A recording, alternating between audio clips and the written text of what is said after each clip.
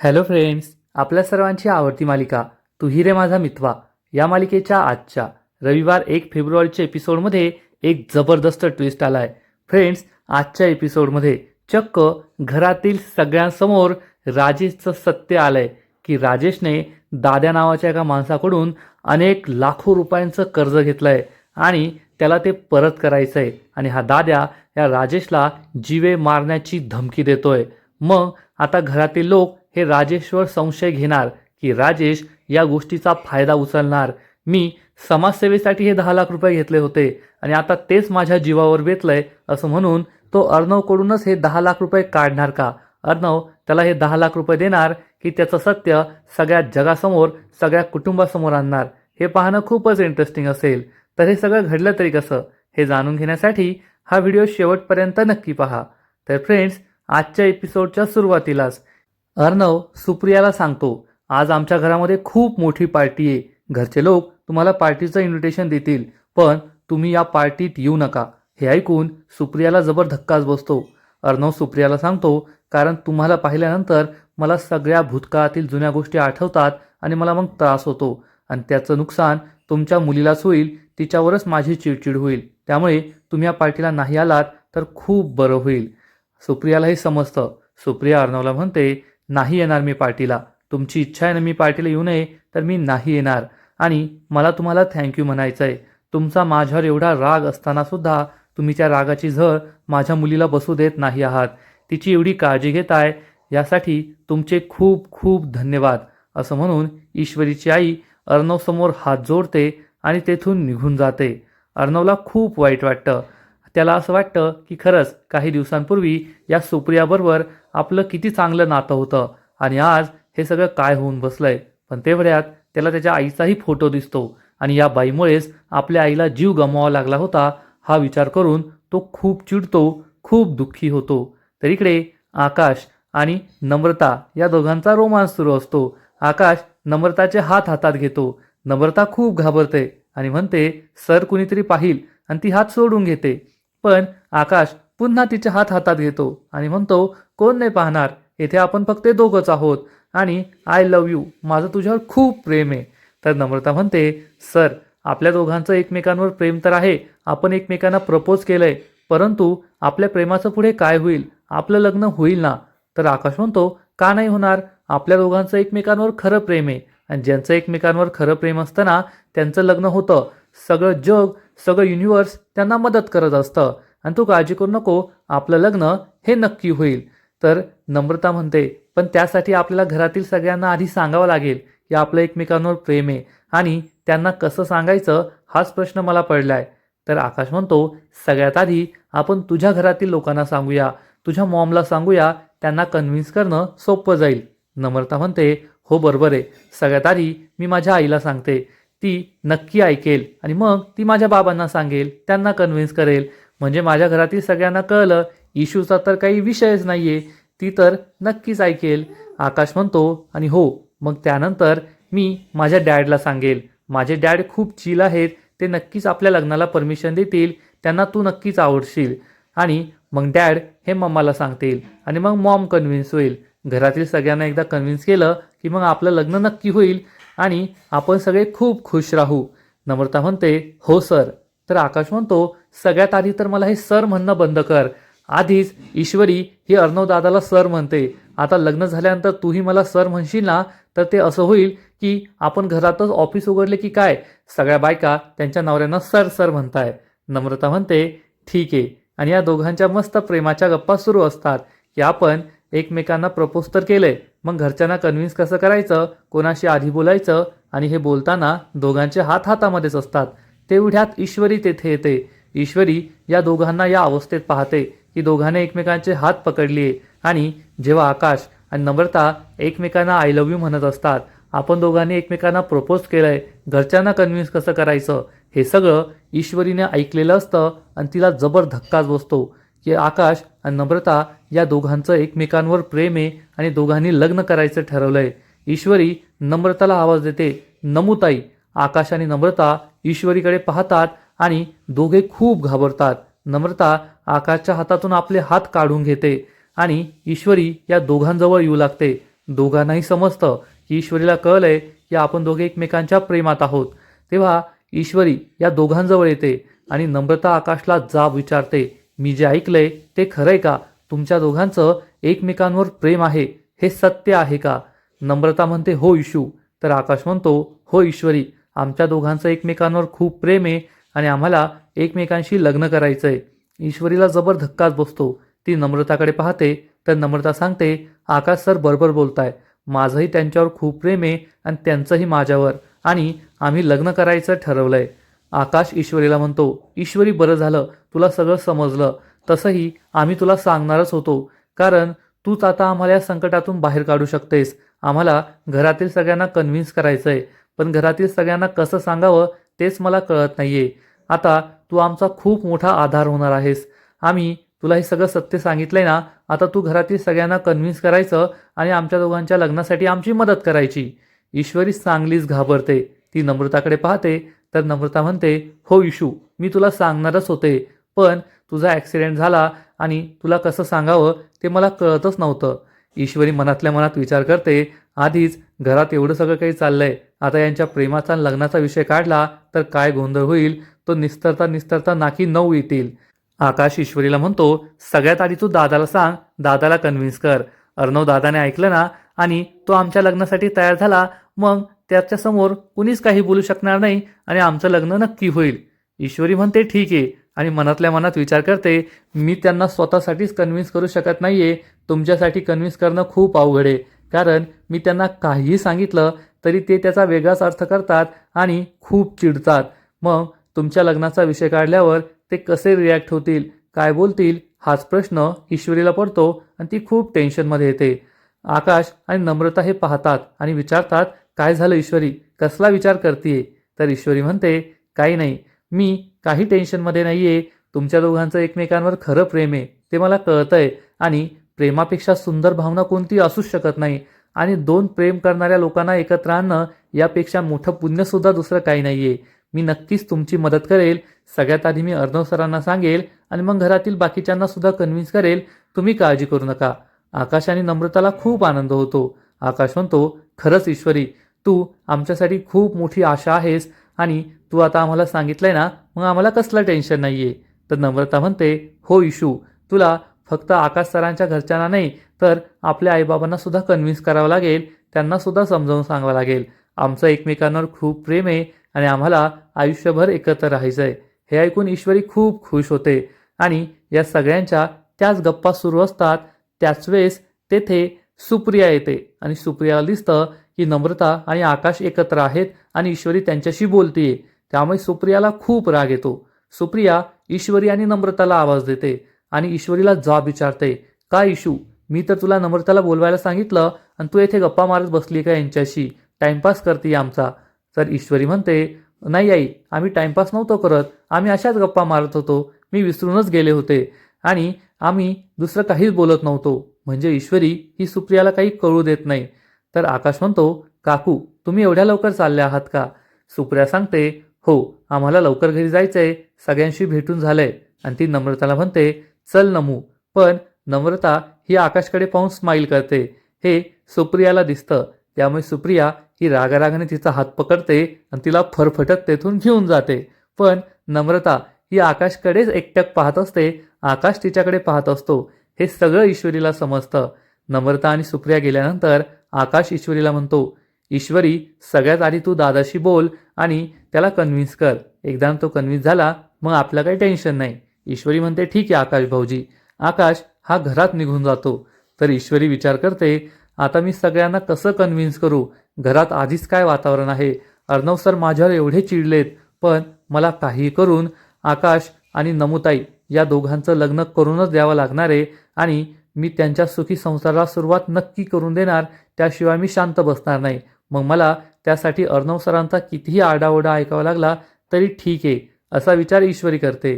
पण मामी तिचं हे सगळं बोलणं ऐकते आणि तिला जबर धक्काच बसतो आणि तिचा विश्वास बसतो. या आपण जो विचार करत होतो ना, तो अगदी योग्य आहे. ही ईश्वरीच या सगळ्याला कारणीभूत आहे. आकाश आणि नम्रताला एकत्र आणण्याचा ती प्लॅन बनवतीये आणि मी तिचा हा प्लॅन यशस्वी होऊ देणार नाही. इकडे ईश्वरी हाच विचार करते की मला काही करून नम्रता आणि आकाश या दोघांना एकत्र आणावंच लागेल, त्यांचं लग्न करून द्यावंच लागेल आणि ती घरात निघून जाते. तर वल्लरी म्हणते, एक बळजबरीची सूनबाई तर या घरात आलीये, पण मी दुसरी बळजबरीची सूनबाई या घरात येऊ देणार नाही. अर्णवच्या आयुष्याचं वाटोळं तर झालंय, पण मी आता माझ्या आकाशच्या आयुष्याचं वाटोळं होऊ देणार नाही आणि त्या नम्रताचं लग्न माझ्या आकाशबरोबर होऊच देणार नाही. ईश्वरी, तुला खूप भारी वाटतंय ना की तू किती मस्त प्लॅन बनवलाय. स्वतः तर या घरात आलीये, आता स्वतःच्या त्या बहिणीला सुद्धा या घरात येऊ देणार, पण मी असं होऊ देणार नाही. मी आकाश आणि नम्रताचं लग्न कधीच होऊ देणार नाही, असा विचार मामी करते आणि घरात निघून जाते. तर इकडे ईश्वरी ही आपल्या रूममध्ये येते, तेव्हा अर्णव त्याचं काम करत असतो. ईश्वरी विचार करते, मला अर्णव सरांना आकाश आणि नम्रताबद्दल सांगावंच लागेल. अर्णव पाहतो की ईश्वरीचं काहीतरी चाललंय, ती कसला तरी विचार करते, पण अर्णव तिला काहीच विचारत नाही. तर ईश्वरी ही त्याच्या समोर येते, ती बोलण्याचा प्रयत्न करते, पण तिची हिंमतच होत नाही. अर्णवला हे कसं सांगावं, तो कसं रिॲक्ट करेल, आपल्यावर चिडणार तर नाही ना, लग्नासाठी परमिशन देईल की नाही, हाच प्रश्न तिला पडलेला असतो आणि ती काहीच बोलत नाही आणि पुन्हा मनातल्या मनात विचार करते, यांना कसं सांगू. अर्णवला हे सगळं दिसत असतं. ईश्वरी पुन्हा मनातल्या मनात विचार करते, सांगू की नको, अर्णव सर काय बोलतील, चिडणार तर नाही ना. आणि ती पुन्हा एकदा अर्णव समोर येते, पण तेवढ्यात ती आणखीन घाबरते आणि पुन्हा एकदा वळते. अर्णवच्या हे लक्षात येतं आणि अर्णव विचारतो, तुला काही बोलायचंय का माझ्याशी. ईश्वरी म्हणते, सर तुम्हाला कसं कळलं. अर्णव म्हणतो, पुन्हा पुन्हा माझ्या समोर येते, मग मला कळणारच आहे ना, बोल काय बोलायचंय ते. पण ईश्वरीची हिंमतच होत नाही. ईश्वरी म्हणते, सर मला महत्त्वाचं बोलायचंय, पण माझी हिंमतच होत नाहीये. अर्णवला आश्चर्य वाटतं. ईश्वरी म्हणते, सर मला ते तुम्हाला विचारायचं होतं, ते सांगायचं होतं. असं ती इकडचं तिकडचं बोलू लागते आणि म्हणते, सर मला खूप महत्त्वाचं काम आहे, मी नंतर बोलते. असं म्हणून ती रूम बाहेर निघून जाते. अर्णव विचार करतो, या मुलीचं काय चाललंय, काहीच कळत नाही. आधी म्हणते काहीतरी बोलायचंय, मग महत्त्वाचं काम म्हणून निघून गेली. तर ईश्वरी ही दरवाजा बाहेरच उभी असते. आता अर्णव सरांनी सगळं कसं सांगायचं, हाच प्रश्न तिला पडलेला असतो आणि ती हॉलमध्ये येते. तर इकडे हॉलमध्ये सगळेजण मस्तपैकी चहा पीत बसलेले असतात. तेव्हा आजी अंजलीला विचारते, ईश्वरी कोठे, ईश्वरी नाही आली का. तेवढ्यात ईश्वरी तेथे येते. अंजली सांगते, पहा नाव घेताच आली. आणि ईश्वरीला पाहून सगळे खूप खुश होतात. तेवढ्यात राजेशच्या डोक्यामध्ये एक आयडिया येते आणि राजेश हा लगेचच उभा राहतो आणि ईश्वरीची खुर्ची मागे घेऊ लागतो तिला बसण्यासाठी. तर ईश्वरी म्हणते, राहू दे जिजू, त्याची काही गरज नाहीये. तर राजेश म्हणतो, असं कसं, तुम्ही माझ्यासाठी एवढं काही केलंय, माझ्या बायकोचा जीव वाचवला, माझ्या होणाऱ्या बाळाचा जीव वाचवला, मग मी तुमच्यासाठी एवढं करू शकतो ना, हो की नाही अंजली. अंजली हसते आणि म्हणते, हो. तर ईश्वरी म्हणते, ठीक आहे. आणि राजेश तिची खुर्ची मागे करतो आणि राजेश हा ईश्वरीशी खूप गोड गोड बोलत असतो. ईश्वरीला हे काही आवडत नाही, पण घरच्या सगळ्यांसमोर ती काहीच बोलू शकत नाही. आणि मग ईश्वरी ही खुर्चीवर बसते. राजेशचा प्लॅन असतो की अंजली आणि ईश्वरीच्या मध्ये खुर्चीवर बसायचं आणि तो ईश्वरीला म्हणतो, ईश्वरीजी मला तुमच्याबद्दल खूप वाईट वाटतंय. पहा ना, तुमची इतकी वाईट तब्येत आहे, तुम्हाला इतका त्रास होतोय, पण तुमची काळजी घ्यायला कोणीच नाहीये. तेवढ्यात अर्णव तेथे येतो आणि राजेशच्या मागून म्हणतो, जिजू मी आहे ना. त्यामुळे राजेशला मोठा धक्काच बसतो. अर्णव म्हणतो, जिजू ईश्वरीजवळ मी असलो ना तर तिला खूप स्ट्रॉंग वाटतं, त्यामुळे तुम्हाला तिची काळजी करायची गरज नाहीये, तिची काळजी करण्यासाठी मी आहे ना. त्यामुळे राजेशची बोलतीच बंद होते आणि राजेश म्हणतो, हो खरंय, तू नाही तिची काळजी घेणार तर कोण घेणार. आणि राजेश ईश्वरी आणि अंजलीच्या मध्ये बसण्याचा प्रयत्न करतो, परंतु अर्णव हा लगेच त्याला थांबवतो आणि म्हणतो, मे आय. राजेशला काही नकार देता येत नाही. तो म्हणतो, ठीक आहे बस तू.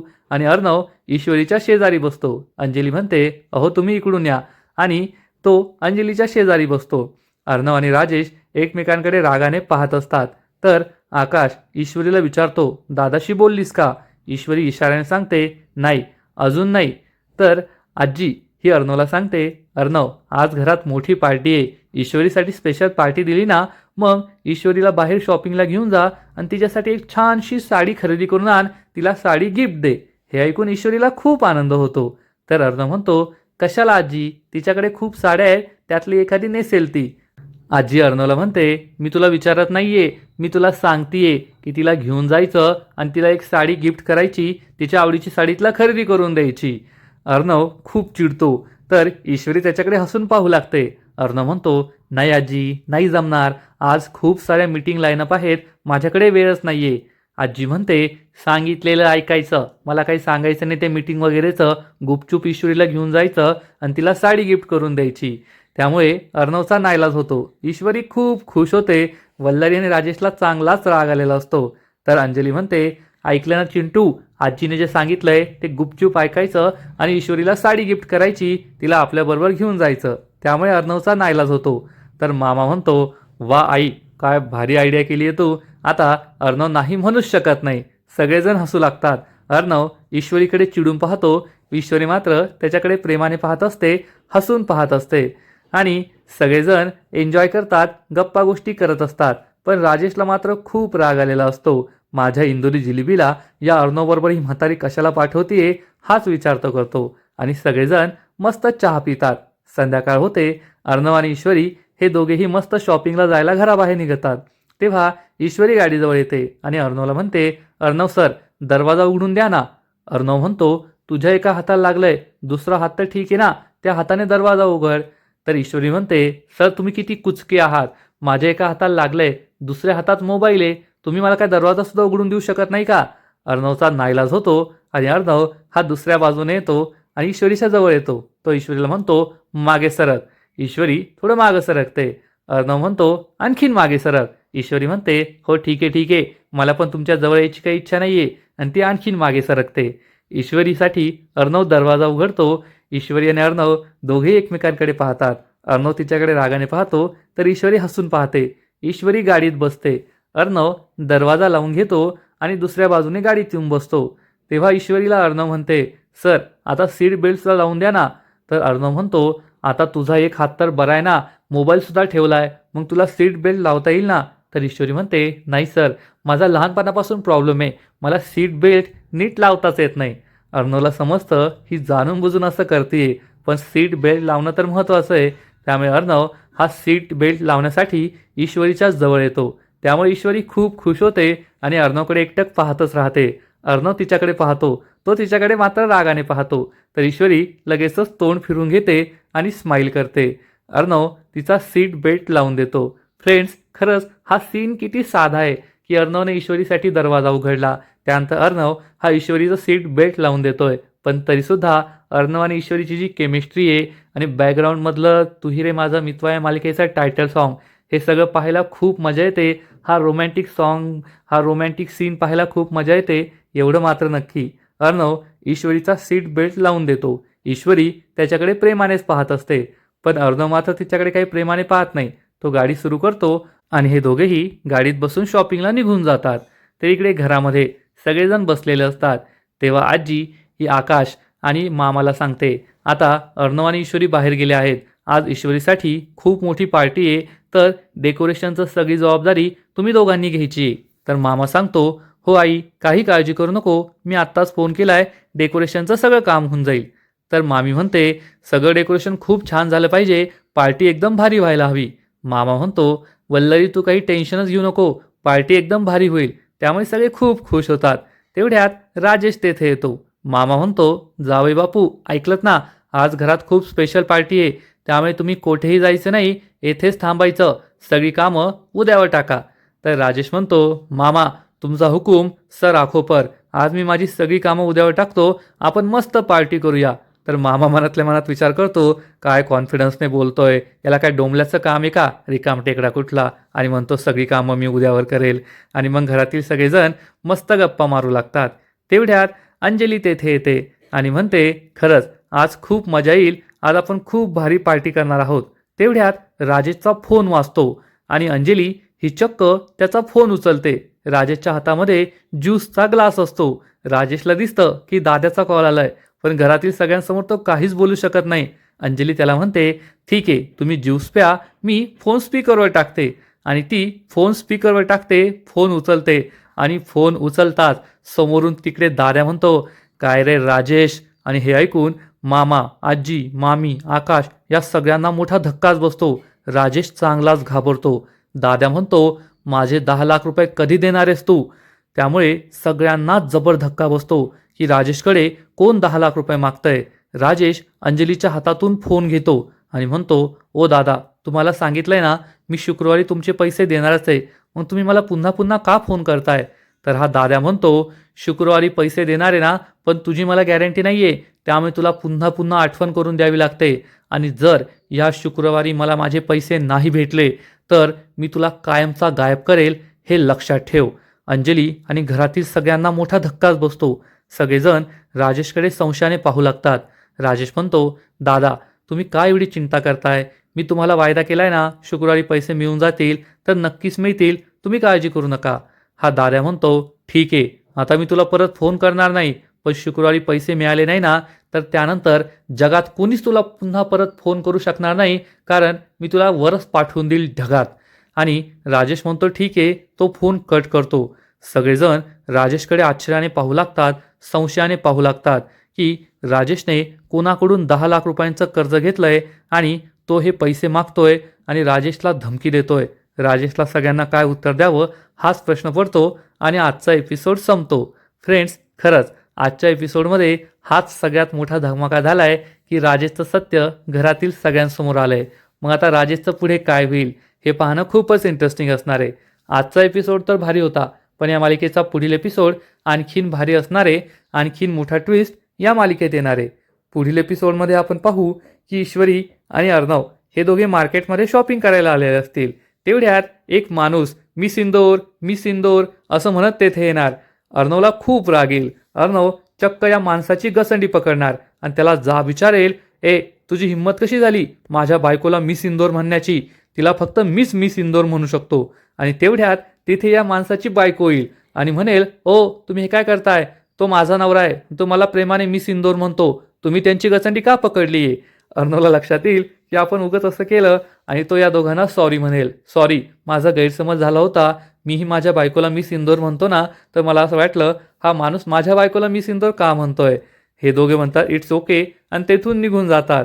ईश्वरी अर्णवकडे आश्चर्याने पाहते आणि अर्णवला म्हणते, काय अर्णव सर, म्हणजे मला मिस इंदोर म्हणण्याचा हक्क फक्त तुम्हाला आहे का? तुमच्याकडे या शब्दाचा कॉपीराईट आहे का?